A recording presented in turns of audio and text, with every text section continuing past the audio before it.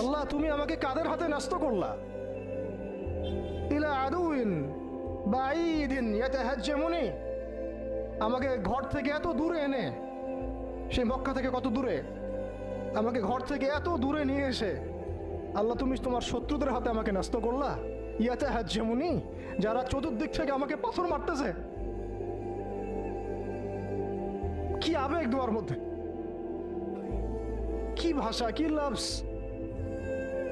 ইলা আদুইন বাঈদিন ইয়াতাহাজ্জামুনি, তুমি আমাকে আল্লাহ ঘর থেকে বের করে এত দূরে নিয়ে আসলা, শত্রুদের হাতে সোপর্দ করলা, তারা আমাকে চতুর্দিক থেকে পাথর মারতেছে।